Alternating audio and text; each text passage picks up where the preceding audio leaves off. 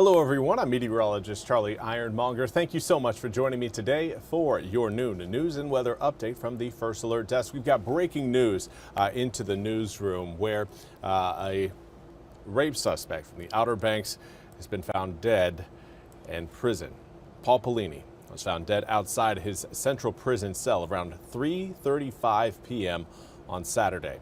The Department of Adult Corrections says the man's death was an apparent suicide that is being investigated by State Capitol Police. Pellini was arrested back in March by the SBI in Currituck County. He was a certified registered nurse and anesthesiast and a nurse practitioner who was being kept at the Raleigh prison pending trial. Pellini's daughter, Faith, made headlines a month later when she was arrested twice on the campus of East Carolina University for trespassing. Prior to her arrest, the former ECU student posted a viral video critical of the university. And now we want to turn our attention to an unfortunate accident out of Beaufort County where a man riding a motorcycle lost his life. The crash happened at around 10:15 a.m. on Friday on Old Blunts Creek Road near Hardison Road. The Highway Patrol says 69-year-old Edward Anderson Jr. was driving a motorcycle when he went off the right side of the road and struck a culvert. The motorcycle overturned, throwing Anderson off the bike. He died at the scene, according to troopers.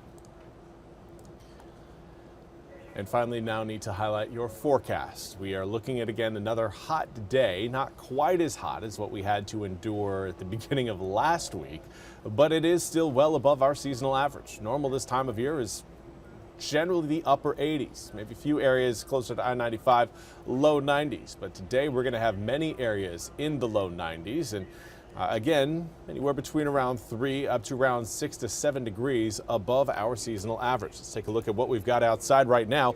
Grifton coming in at 90 degrees, but a 72-degree dew point makes it feel like 96. Southwesterly wind, again, increasing or at least maintaining that humidity and that dew point. It will again be another day where we could potentially catch a couple stray thunderstorms this afternoon, but your odds of getting the rain are lower than your odds of not seeing the rain. It's not looking likely. Again, maybe a few isolated pop-up storms coming up later on this afternoon. Right now, we've got 87 degrees in New Bern with a southwesterly wind at 8 miles an hour. Feels like 93 along the News River in New Bern, thanks to a 71-degree dew point. But air temperatures again right now for Washington, New Bern, Plymouth, Oriental, Rocky Mount, Goldsboro, Kenansville, Elizabeth City, Manteo, Plymouth, Roanoke Rapids, Ahoskie. Basically any areas in the mid to upper 80s. That's where we should be for our daytime highs today. But looking at the clock, I'm sure many of you can assume that, yeah, we're going to be shooting right on past our average highs and getting into that above average territory through the next several hours. And it will feel even warmer when we factor in the humidity. Right now feels like we're at the triple digits across Roanoke Rapids, Edenton, Plymouth, Windsor, along with Swan Quarter, Oriental, and Greenville. Right now feels like 99 in Elizabeth City, 96 in Kinston, 95 in Rocky Mount, 94 in Hatteras. No matter where you are, it is feeling hot out there. And well, because humidity really isn't going to be changing until we get a cold front into the area, it's going to again be another humid day coming up for tomorrow. Before we get into tomorrow's forecast, let's talk about what we've got for the rest of the day. Again, highs generally low. Some areas may make it into the mid 90s, but anywhere between around 91 to around 93, 94 degrees is where we anticipate most inland areas to end up later on today. Now, those of you watching a little bit closer to the water, you may end up a touch cooler, but still you'll have a little bit of that higher humidity. So it's still going to feel, again, like we're in the mid to upper 90s, even into the triple digits along the coast for some areas. Later on tonight, again, 83 degrees by 10, 82 by 11. We're maintaining heat. Now, do again want to highlight that we could see a few spot showers out there coming up later on this afternoon. Right now, nothing on this side of I-95, but again, we've got some time. we'll see how things progress. But for today, humidity is high, heat is high.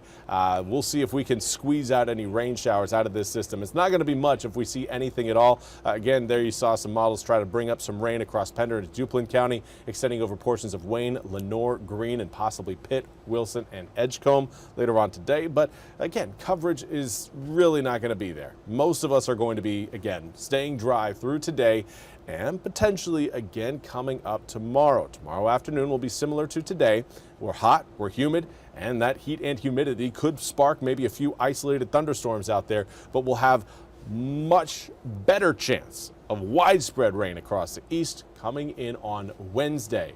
That is going to be a part of a frontal boundary that again will help drop humidity briefly across eastern North Carolina. Maybe a couple of days where we see a little bit of a reduction in the amount of moisture in the air. I'm sure that's going to feel nice. I'm looking forward to it. Right now you can kind of track that frontal boundary. It's not the low down near Florida. It's the one you're seeing further back towards the west, that low across Iowa with the cold front stretching down across Missouri and into Kansas. That is the system again that's going to be moving through eastern North Carolina coming in on Wednesday. By the time we get to tomorrow evening, that boundary again will be moving its way across the mountains, but slowing up as it again pushes its way across the state. This is not going to be a fast-moving system, which is good news for us, as that will help reduce our potential exposure to any sort of severe storms. The slower these systems move in, the cooler we will stay on Wednesday. Less sunshine equals, again, cooler conditions, plus, again, extended rain showers will help keep air temperatures a little bit more reasonable through your Wednesday and even Thursday. But overnight lows, take a look at those, dropping out of the mid-70s. Monday and Tuesday night, tonight and tomorrow night, into the low 70s, Wednesday night and Thursday night, even the upper 60s coming up for Friday night into Saturday morning.